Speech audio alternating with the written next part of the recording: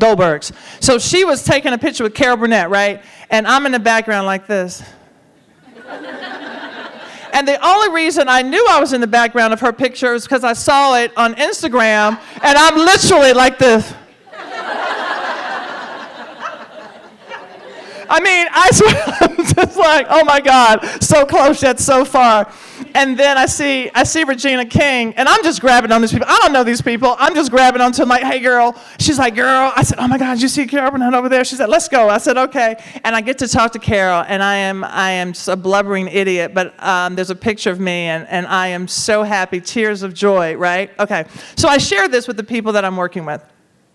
And so they're like, okay, Carol Burnett, now we're back to January. Carol Burnett's coming. We're just giving you a little breathing room to get used to the idea so that, when she comes, I'm like, I got you. Yes, thank you for having me. Yes, because I'm authentic. I authentically love me some Carol Burnett. So the week before she gets there, I'm in my room, and the executive producer, who is now Amy Householder, she comes in, and there happened to be another person in the room, the culinary person. We're going over recipes and stuff, and she says, well, Carol's coming. And I'm like, yeah, I've been counting down the days, secretly making X's on my calendar. And we're not going to let you interview her. High lows, child, high lows. This was a low. And I was like... And inside, I was just like, oh, I was crushed. And I couldn't even form the words, and I just looked up at her like this, and I said, and in my head, the thing that went through my head was advocate for yourself. Advocate for yourself, because so often as women, we don't do that. We're just like, okay. And then we'll call a friend, and we'll talk to them about the moment when we've given our power away in the moment, right? So I said, why do you think that? And she said, well, remember when you had this interview with this person and you did this? And she was like all this backtracking stuff, and I said, and what I really wanted to say was, why didn't you tell me that in the moment? Right? Why didn't you tell me that so I could get better and I could learn from it so we wouldn't have this moment? And so often people don't do that. They keep this scorecard that you don't even know they're keeping, and they're not even helping you because they're so worried about their job that they're not actually mentoring you to try to help you do yours. And if you help me, it means that I help you. And people don't do that. And so I said, I didn't say that, though, because I was still advocating for myself, and I just saw Carol Burnett so close, and I didn't want her to go, poof. So I said, okay, I see why you would say that, but look at the interview that I did with Jacques Pepin, and the interview that I did here, and the interview that I did. I said, you told me that those were really great interviews, and I realize that you do want to protect me from this person, but I want to say to you that those were really great interviews, and I would really like to do this. If you want to take me from something else and just give me time to focus on this, that would be great, but I don't want you to take this away from me. I think I can do it. And so she looks at me, and she said, okay. And I was like, okay.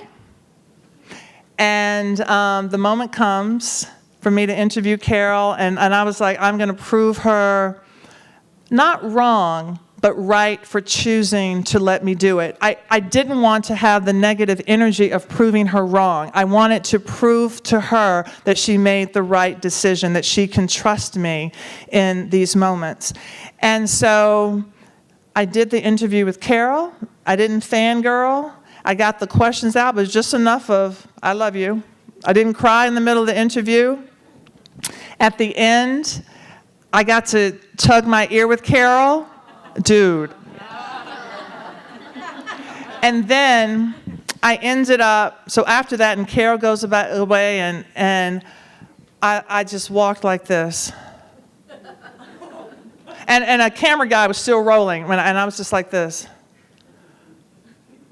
And the warm-up guy said, Carla, how are you? Are you okay? Are you okay? And I was like, oh my God. I didn't breathe for the last 3 segments. And I just, I started hyperventilating. And I was like, and it was in that moment that I felt so proud of myself. But if I hadn't advocated for myself, and if I had believed what she believed about the moment, I wouldn't have been able to prove that she made the right decision in actually believing in me. And it was, and we both had the moment. And so the reason I bring that experience up is because we can get so defensive and we can put somebody on the defensive. But when you realize that they have a reason, and if you're really honest about yourself, she wasn't lying about how I handled those other interviews. But what I needed to do was to prove to myself and to her that I could do it. And so it wouldn't have helped, like, why didn't you tell me that then? That wouldn't have helped.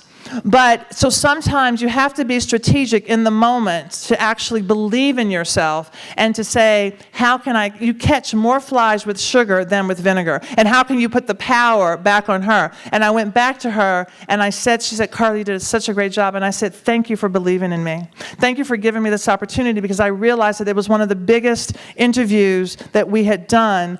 And you could have given it to the safe person. And the beautiful thing was,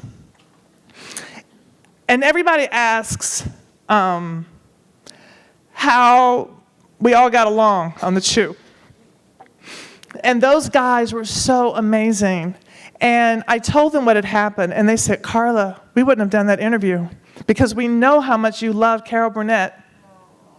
You know what I'm saying? And so they had my back anyway, but it was just this, I mean, we truly were like brothers and sisters and having each other's backs. And when you have that, when you trust each other and you feel that you are in it together, you know, and you don't want to ostracize people. You don't want to make them feel badly about their decisions. And I think sometimes when we are in adversity, we feel like you come up being defensive and you feel like you got to come out fighting, like, oh my God, the world is against me.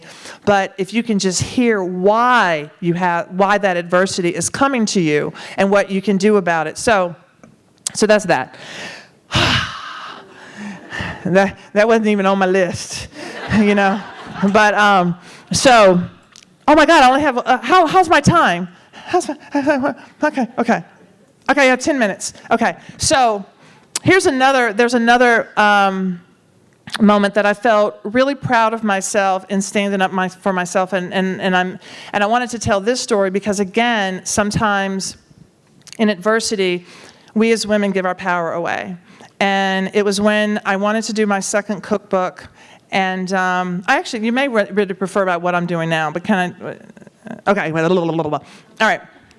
So I wanted to do my second cookbook, and I really wanted to do well. The first two books didn't do as well as the publisher thought that they should have done. And so for my second book, I'm like, I have to do this book authentically myself. It has to come from me. It has to come from the inside, because so often a publisher will tell you what book will sell. I'm like, well, that's all well and good, but that's actually not who I am. And if I am a personality, then I need to do the book that's in my heart, not in yours, or not on your spreadsheet. And you know, so you have to advocate for yourself. And so I was all set to do this book, and then I was lining up my PR. I wasn't going to take anything to chance. I said, I'm gonna pay for PR. You know, I know you all have your PR, but let me pay for PR. And I had decided to let a friend do my PR from her company. And then we had our meeting, and I brought some other people in, and then at some point I realized I don't think she's the right person for the job. Oh, that's my timer, because I didn't want to go over. And I heard Becca say that if you're going to be a speaker, don't go over your time. So I said, I can practice that today. Okay, so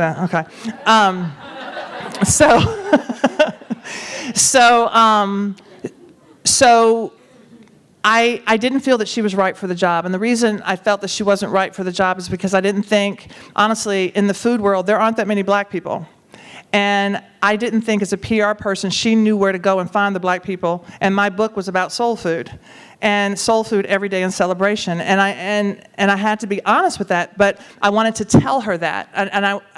And so I could be quiet and not say anything and just ride this adversity train on out down the road, or I could be honest with her and realize that maybe this was my lesson in adversity to see how I was going to handle it.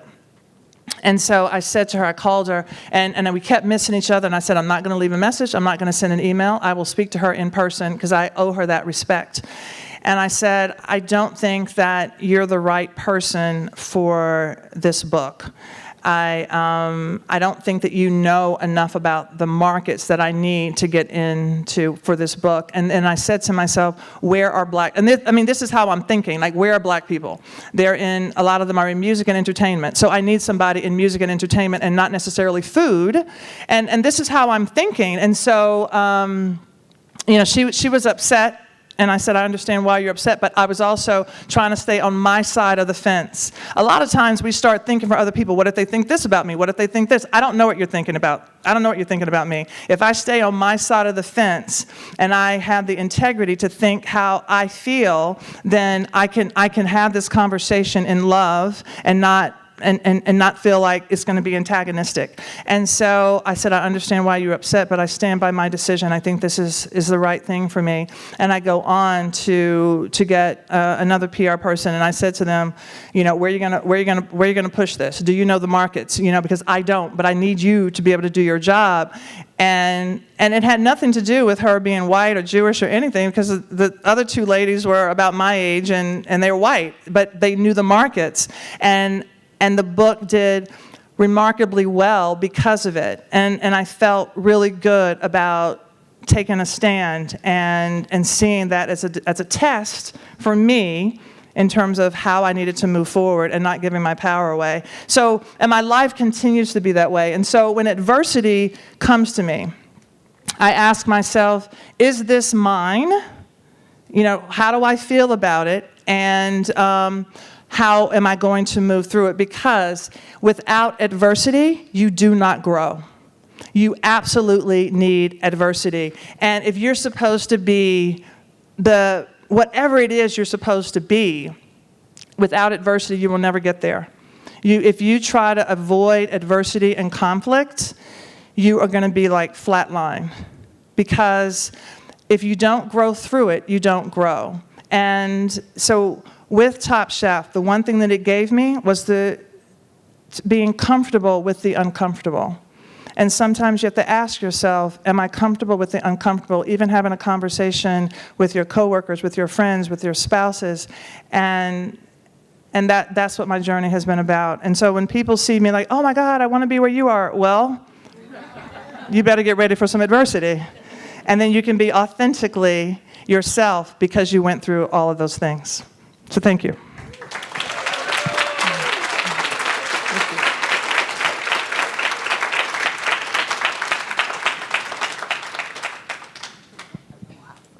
Oh, it's for me? Yes, it is a little bit for you. Thank you. Thank you all. Thank you so much. I love y'all so much. I want to make sure that you all have time to talk to Carla and at the reception, because I know that's what you really want. So we're going to move on through the business. Thank you for sharing so much inspiration and for moving heaven and earth to be with us, because I know you did. She went through extreme adversity just to get here to be with us, and we're so deeply appreciative of having you here with us today. We are going to be doing a drawing for the cookbook, so hang with me. For Carla's cookbooks that we have up here. Hang with me a little bit as we work through some business, and then we will get to the cookbooks and the absolute fun part of enjoying some conversation in person with Carla and some delicious wine and treats as well. I want to recognize the new members to the Brock Circle, and I also want to point out that the program today was being taped. It will be on the LDEI website, and that is sponsored by the Brock Circle, that it was being taped today. So there's an opportunity to watch this again.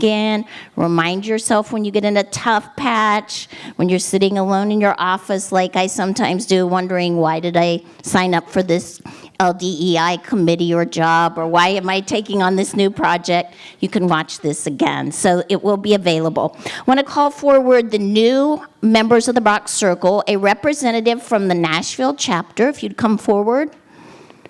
Is there a representative from Nashville? Come on forward. The representative from the New England chapter, another one of our new Brock Circle members, New England chapter.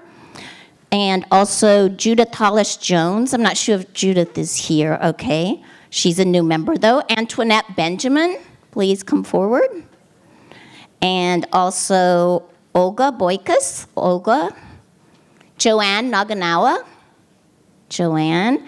And then Brenda McDowell is our newest member of the Brock Circle. And so let's give them a round of applause.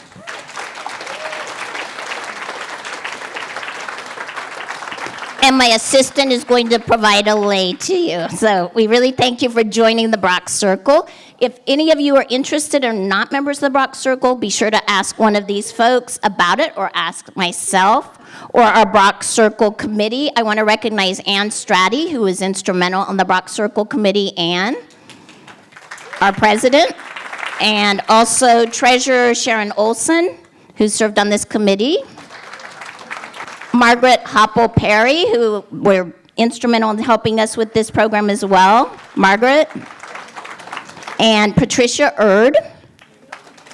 Right here, right down front. Thank you so much. They helped. We met throughout the year putting this program together, coming up with an idea of how the Brock Circle could serve all of you. So I want to thank them. And Stacy Ziegler, who mentored us as a past president. So thank you very much, Stacy, for that. As I mentioned, the Brock Circle is designed to meet the strategic needs of our organization going forward, and also to be aligned with the LDI mission going forward and enhance our conference opportunities. The accelerated payment program was something that we did this year that brought in an additional $46,000 to the Brock Circle, and that was thanks to Alice Foreman. Alice, would you come forward?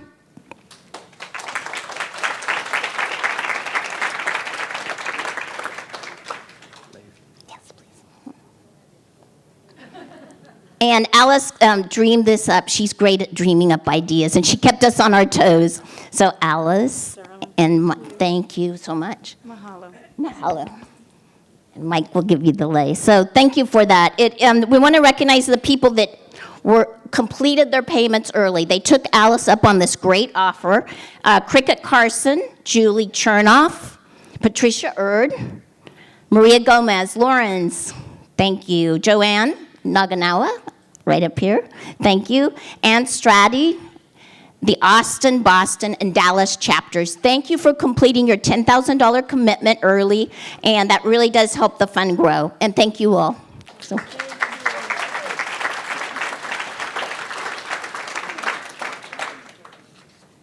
Okay, now we're getting to the fun part, and that is that drawing that you're waiting for, because I know you want Carla's books. So do we have the tickets? Does someone have the tickets? There's Mary. And let's have Carla draw. And we need Mary, you want to stay up here? Somebody with good eyes that can read the ticket. Maybe we need it. Maybe. Oh, really? Oh, really? I mean, they're really something else. See? I can't see a thing. Oh. Oh, you need your ticket in here? Oh, they need a ticket. Oh, okay. Do you have the roll of tickets? No, we're going to keep that one Oh, out. I can see it. Does somebody have the tickets back there? Okay. This one is 127206. Oh, yay. Oh, no. Oh, yay. Oh, Penryn. Come on up. What? Do you have proof? Yes. There What? Come on up. Come on up, girlie. Anything. Well, okay, you want something. Congratulations. Well, thank you. There's a cookbook for you. And sign it later. Mary's bringing up the additional tickets. I'll go ahead and move through while she brings up the additional tickets as we go through the rest of it. I want to have the members in the room. If your chapter is a member of the Brock Circle, or if you are a member of the Brock Circle, please stand up. Wow, thank you so much. We want to have an opportunity for all of you to introduce yourself, so we're going to move through that as soon as we do our drawing. So, and then we'll have an opportunity for you to introduce yourself to the others in the room. I can pass this microphone around while we're waiting for the tickets. So if you're a member of the Brock Circle, introduce yourself to the rest of the group.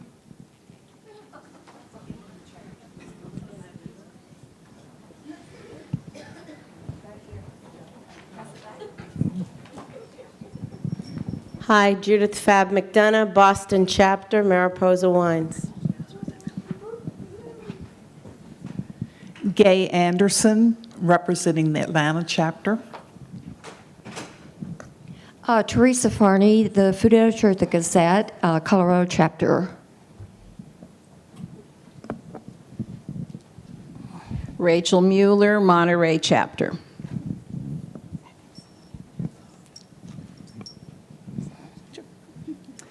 Jill Weber, brand new president of the Philly chapter, and this is Natanya, past president of the Philly chapter. Marissa May, part of the New York City chapter. We're founding Carol Brock here. So,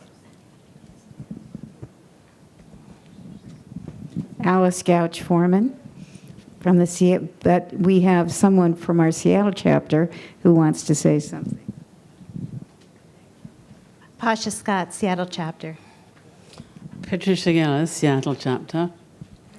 Joanna Ganawa, Seattle chapter. Barbara Hanley, personally, and New England chapter. Arnell Hinkle, San Francisco chapter. Nancy Viano, representing the Nashville chapter. Marsha Palanchi, nationally. Hi, Carla. Joan Brower, New York chapter. Hi, baby. Olga Boykes, Washington, D.C. Lynn Bono, Philadelphia chapter. Antoinette Benjamin, Ann Arbor chapter.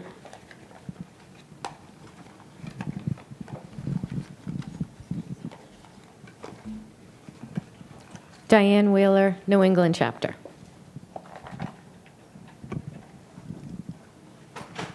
Julie Chernoff, Chicago chapter.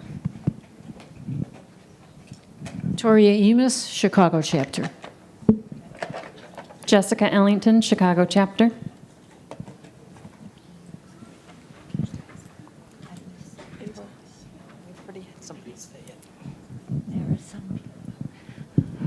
Margaret Happel Perry, New York chapter.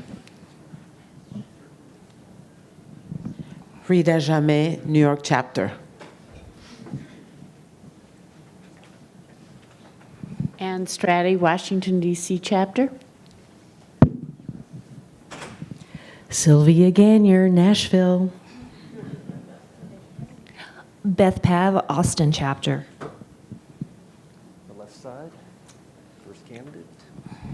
Maria Gomez, San Diego and Mexico chapter. Nancy Fitch, San Antonio chapter. Kendall Antonelli, president of the Austin chapter. Drew Faulkner, D.C. Mary Setkas, St. Louis.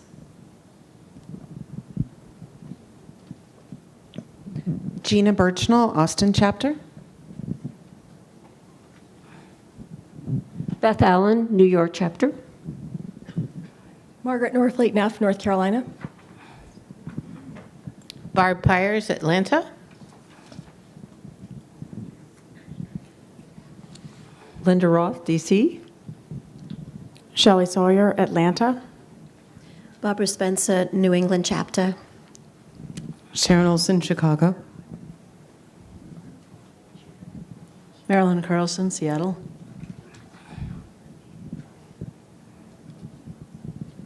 Stacy Ziegler, Atlanta. Linda Forrestal, D.C. and Philly. Carla Williams, Chicago. Una Choi, treasurer of the Chicago chapter. Jill Haas, Chicago. Hi, Mary Moore, Atlanta. Bonnie Tandy LeBlanc, New York. Carol Brock, New York.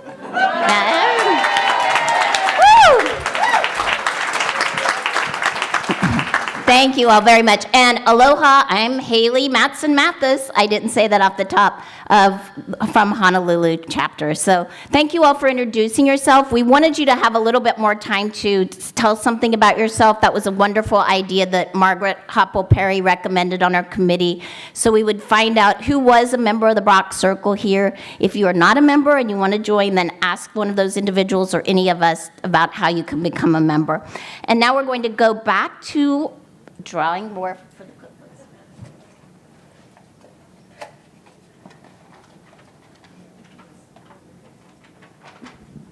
127295. That would be 295. Oh my God, Nora Pouillon. Let me see your ticket. Not that you wouldn't see it. Very good. It's your happy birthday. I got your gift. That is correct. And the cookbooks were provided by Alice Foreman. She generously donated these books, purchased them, so you could have this fun drawing. This is fun. Oh. Okay. The last three numbers, 267. That would be 267. Not 8, not 9. Oh my God! And Stratty. Nice. Because you have on such fabulous shoes, just come all the way down. Let's see your ticket. Make sure it's legit. It's Check. actually for Dottie Koteski. Oh, good. Don't tell her that. Very good. Okay. Okay, we're just going to roll through this really quickly. And this would be last three numbers, 212, as in area code 212. What? Okay. You're in a hole. Let me bring it to you.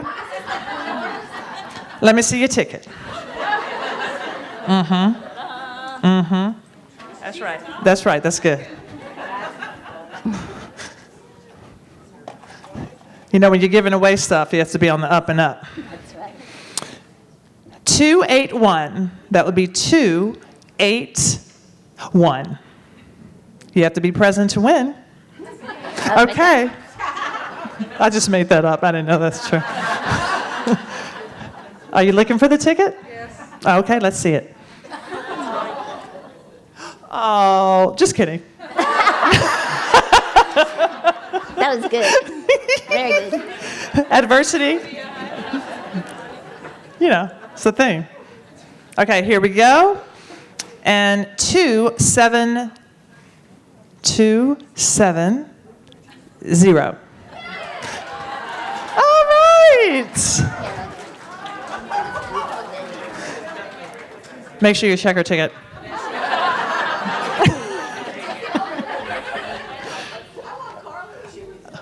We can both give it to you. Look at you. Did you get the ticket? Okay, give me that. Okay. I was just trying to move things along. I know. Okay, you pick one. Okay, I'll reach on the bottom. We have two more books.